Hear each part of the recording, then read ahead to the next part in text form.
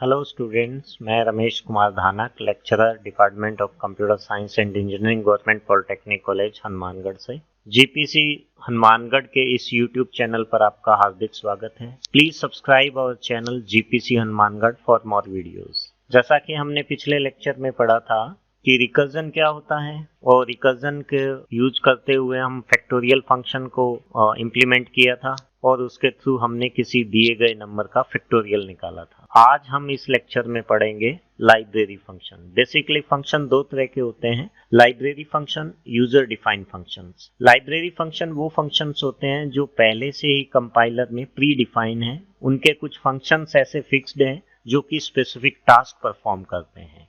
तो according to our syllabus, math, string और system libraries को हम इस लेक्चर में डिस्कस करेंगे। चलिए स्टार्ट करते हैं अपन मैथ लाइब्रेरी फंक्शन से। math.h हमारी हेडर फाइल है जो कि मैथमेटिकली रिलेटेड फंक्शन जितने भी हम यूज करेंगे सी लैंग्वेज में, उनको इम्प्लीमेंट और एग्जीक्यूट करने के लिए हमें हैश इंक्लूड के साथ math.h ऐड करनी है। बेसिकली math.h में जितने भी फंक्शंस हैं वो सारे अर्थमेटिक ऑपरेशंस या लॉजिकल ऑपरेशंस को परफॉर्म करते हैं। जैसे ये हमारा फंक्शन है sqrt x, इसका मतलब है स्क्वायर रूट ऑफ x। कोई वैल्यू गिवन होगी, उसका हमें स्क्वायर रूट निकालना है। जैसे कि हमें यहाँ पे 4 की वैल्यू गिवन है और 4 का हमें स्क्वायर रूट निकालना है। तो 4 का स्क्वायर रूट 2 होता है, इसलिए इसका आंसर 2 आएगा। 10 का स्क्वायर रूट निकालना हो तो 3.162278, ये हमारा स्क्वायर रूट फाइंड आउट करने के लिए है। exp जो फंक्शन है वो एक्सपोनेंशियल फंक्शन है, e की पावर x। इट मीन्स ये है कि e की पावर हमें 1 का मान निकालना हो तो 2.718282। इसी तरह से अगर हमें प्रोग्राम में किसी एक्सपोनेंशियल वैल्यू को परफॉर्म करना हो तो हम exp और x जिसका भी हमें परफॉर्म करना है, एक्सपोनेंशियल निकालना है, उसका वैल्यू हम x में रखेंगे। जैसे कि यहाँ पे 1 का निकाला है और 4 का निकाला है। log x logarithm, natural logarithms की वैल्यू को निकालने के लिए काम आता है। log x है वो बेस e को ही काउंट करता है। जैसे कि यहाँ log 2 का मान है 0.693147। अगर हम 10 बेस पे निकालना चाहते हैं हम log फंक्शंस, तो log 10x, logarithm of x values और बेस ऑफ 10। जैसे 10 का 1 हो गया, 100 का 20 हो गया। तो इस तरह से हम मैथ फंक्शंस को यूज कर सकते हैं। कुछ और भी फंक्शंस हैं मैथ्स के, जैसे कि FABS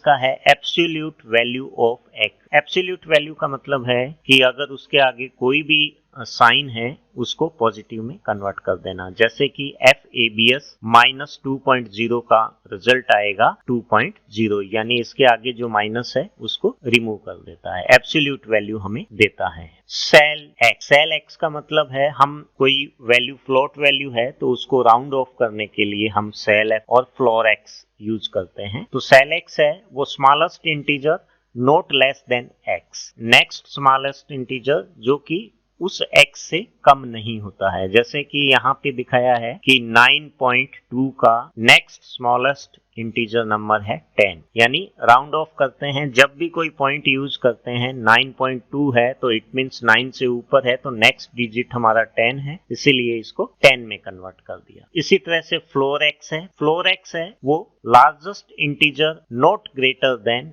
x। ये स्मॉलेस्ट इंटीजर था, ये लार्जेस्ट इंटीजर है। इट मींस ये है कि फ्लोर 9.2 का जो नीचे की वैल्यू है वो है 9। तो ये राउंड ऑफ करने के लिए दो फंक्शंस यूज करते हैं। एक बहुत ही अच्छा फंक्शन है power, POWX, y। Power x का मतलब है कि अगर हमें कोई x की पावर जैसे 2 की पावर 5 का हमें निकालना है या 2 की पावर 2 का हमें फाइनल आंसर निकालना है तो x raise to power of y, यानी x की पावर y बनता है। जैसे कि पावर 2 यानी 2 की पावर 2 की पावर 2 का मतलब है 4। तो पावर जहां पे भी हमें यूज करनी है वहां पे हम POWX, y। x है वो बेस है और y है हमारी पावर है। f मोड फंक्शन है, f मोड x, y, मतलब x y का x अपॉन y का जो भी रिमाइंडर आएगा उसको फ्लोटिंग पॉइंट में वो शो करेगा। जैसे 13.657 है को डिवाइड किया मैंने 2.333 से, तो रिमाइंडर बचता है हमारा जो शेषफल है वो 1.992 है। इसी तरह से हम ट्रिग्नोमेट्री फंक्शंस के साथ भी हम यूज करते हैं। साइन x की वैल्यू, x है यहाँ पे रेडियन है, तो साइन 0 की वैल्यू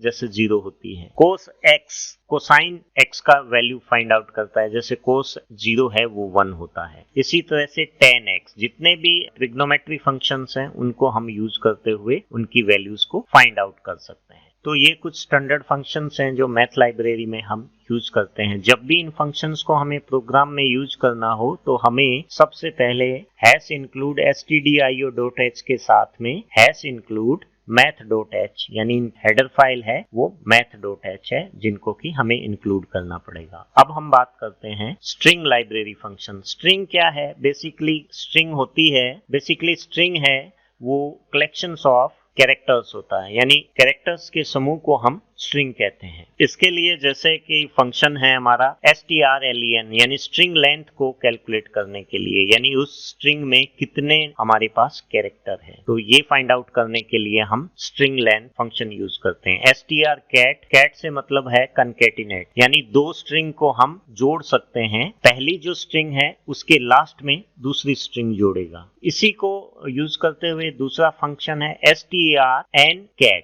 इसका मतलब है कि पहली स्ट्रिंग के n कैरेक्टर जो हैं वो दूसरी स्ट्रिंग के n स्ट्रिंग में जोड़ना है, तो उसके लिए हमें strncat यूज करते हैं। strcpy कॉपी, एक स्ट्रिंग को दूसरी स्ट्रिंग में कॉपी करने के लिए हम strcpy